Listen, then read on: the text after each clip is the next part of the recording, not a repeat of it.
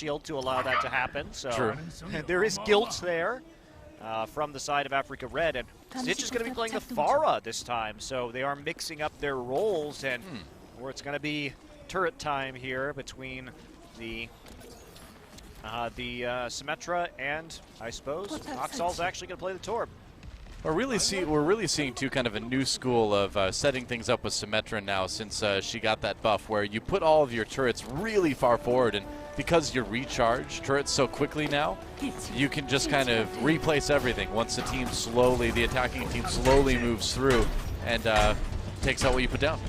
It's a very interesting place for a Torbjorn turret. Yeah, and also it gives you like 20 to 30% charge as they advance onto the point right away if you're lucky. That's the hope anyway. 14% right now. Will be the Widowmaker for Vale here. Has to back away. Push up, nice shot on the Stitch. Taking her out of midair. That's exactly what you want from the Widowmaker here. Fleta already on the point right now, takes down Shine, and this is looking a little bit risky for Runaway. They've got to bring it back. 5 hit points on Fleta right now. Manages to stay alive, and Vale with another kill from that Widowmaker on the Kaiser. We thought it'd be Cox making all the plays on the Widowmaker.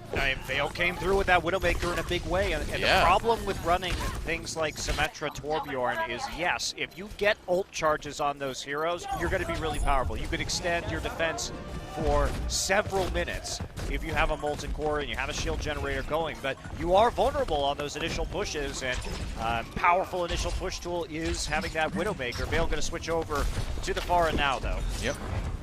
Sign in the audience said Flash Lux have strength, essentially, and so far they're looking like they certainly do with this push on Temple of Anubis. It's going to get slowed down, though. You know, you can't chain a useful hold off that Widowmaker, but Fleta comes through. Yeah, the hook disconnected, though.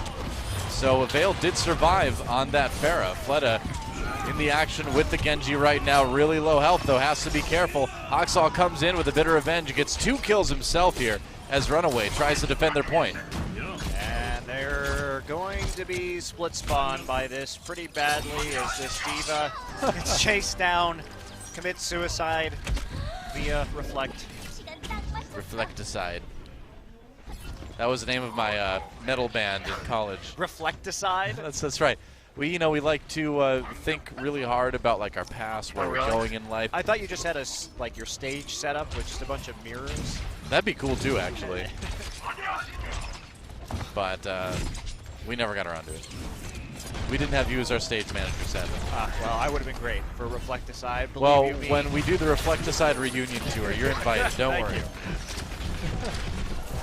Wiso coming in now on the D.Va. He's got that self-destruct ready to go. 4 ultimates available. Going to send in the self-destruct early. Doesn't catch anyone. Hoxall, though, does find Kisu. Finds Eunice as well. Both supports down. And then he goes after Vale. Stitch finishes that kill off. Hoxall in the back lines now. And, man, talk about massacre, which is what Hoxall's name means in Korean. It's apt, isn't it? It's very apt. He's living up to, hi. Man, the split spawn around that sleep dart was so real.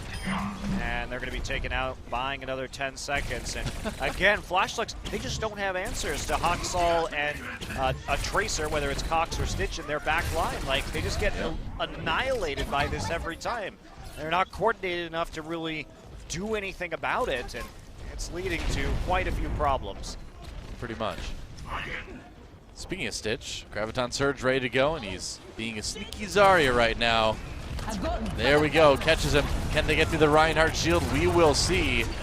Looking for some damage, Sound Barrier gets used. Wiso gets a kill onto Hoxall, actually. Wasn't able to get in there with the Dragon Blade like he wanted to. Sound Barrier used for Runaway, as now the defense gets a little bit frantic here.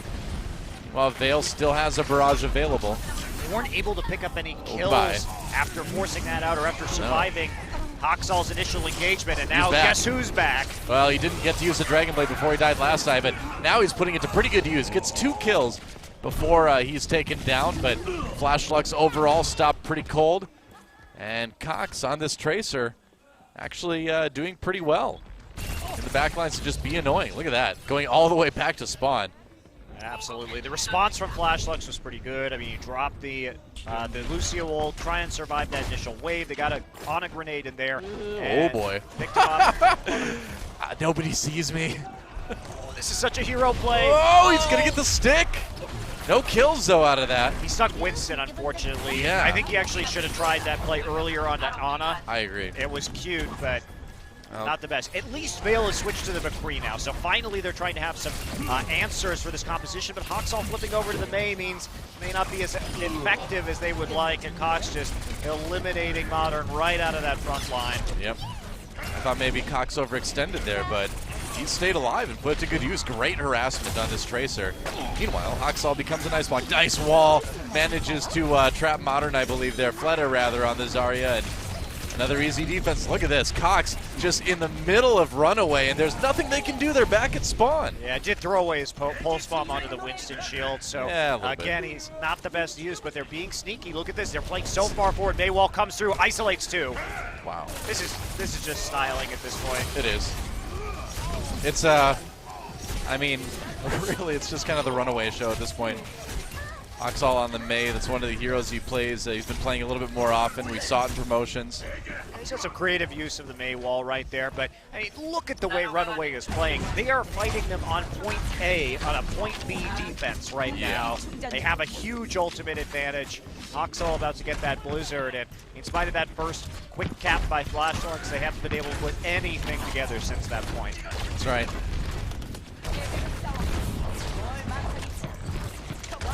Fleta just trying to build up that Graviton Surge as Flashlux with 2 minutes remaining. They've got some time. They did get a pretty fast point A take, but they need to make something happen here.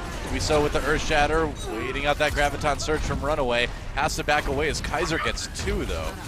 Yeah, and they committed 2 ults to that, but they slowed him down once again. Flashlux have had some awkward times so far in this series where they seem not to know when to use their ult, so we end up in situations where it's like Flashlux makes 1 push with 6 ults, but even a 6 ult push can be shut down pretty easily with a Blizzard and a sound barrier. Flashlux is building up a lot of ults, though. They're almost up to 5. Maybe, just maybe, they can make a big push and somehow get through the massive amount of ults that Runaway has built up as well. It's going to be kind of a miracle. A minute 20 left. They got to bait this Blizzard out and then try and go in with their ults. All right, there's Hawksall with the Blizzard, yeah, and this is not looking good for Flashlux already. Ice block as Stitch gets the kill onto Wiso. That's the Reinhardt down. Cox once again in the back line. And they just can't get him out of there. And just more forward play. Runaway, they've bought so much time by killing people after the fight has been over effectively. And I did commit pretty hard to that, but they still have a sound barrier. Flashlux going to be looking for a 5 ult push. This has got to work. Yep. This is it. 44 seconds to go. This is the push that must get Flashlux a second point. All right, high noon for Vale. Ooh, Cox. Wow. Gotta be careful, here's the sound barrier. Flashlux going in, use some ults already. Earthshatter does get blocked. Wiso hit with the pulse bomb, though. He's gonna go down. Cox with 2 kills already, and Shine picking one up on the Eunice.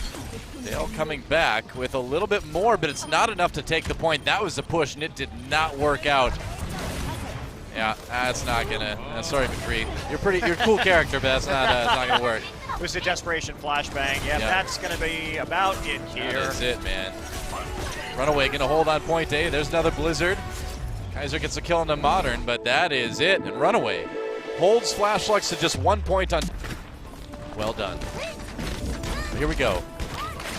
Cox on Mei, perhaps. Yeah, on offense. Hawksall on the Genji. Usually it's been, man, Cox has played so many different heroes between the qualifier and today. It's pretty ridiculous how deep this guy's hero pool is. Yeah, it's pretty massive. They're not going to drop a wall to even get into the point right now. What are they doing? They're, I guess, setting the trap. Oh, it's the old energy play. They're going to boost so them up. Sneaky. Wow, they got Flashlux out of position by going on the left side, coming back in. Cox is asleep. He's going to get in the ice block just in time, but Flashlux already on the back foot there. Runaway with a brilliant attack here on point A, but can they make it work? Wiso says no. That's 2 kills already. Vale gets 1. Hawksall goes down. It was cute, but in the end, not work out, and Runaway's going to have to go back to the drawing board. So usually you would see people walk through that point. I was curious why they didn't use the Mei wall to get into that room to block line of sight. Yeah. And instead, they use Lucio's speed to bum rush the high ground and try and surprise Flashlux. Doesn't end up working, but really smart team coordination right there. And you can tell that's a very clever play that they have been practicing. I love it. It's awesome. Oh, Earthshatter comes in. Flashlux with the defense. Got hit by a big biotic grenade, though. And the kills are all Runaway so far. Modern finally picks up one, but this is a dangerous moment for Flashlux, as Runaway seems to have a pretty good position on the point. If they can take out Veil, they'll be in good shape. Oxall wants to save that Dragon Blade. Looks like he's going to get his wish as he gets 2 kills without even needing to use it. Yeah, they had a pretty serious numbers advantage on that point after the initial push, so not dedicating it to killing Veil. And this is where things get scary, because Flashlux has no ults. They're going to have attack visor by the time the next fight starts, but and hopefully a nano boost as well. But if Runaway's fast, they can get the nano visor or the nano blade down first. Well, Cox is going to have Blizzard here too in a second on Mei, and that's going to make it really tough for Flashlux to stay on the point. Oxall trying to kill Veil. Yeah, looking for that Dragon Blade. Huge, he does huge get the kill on Veil. Yeah. Kaiser gets one. Here comes the Blizzard now.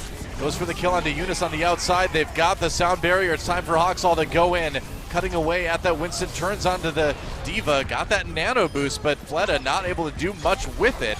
So far, so good for Runaway, and now a couple ults again. Stitch and Shine up, there's up.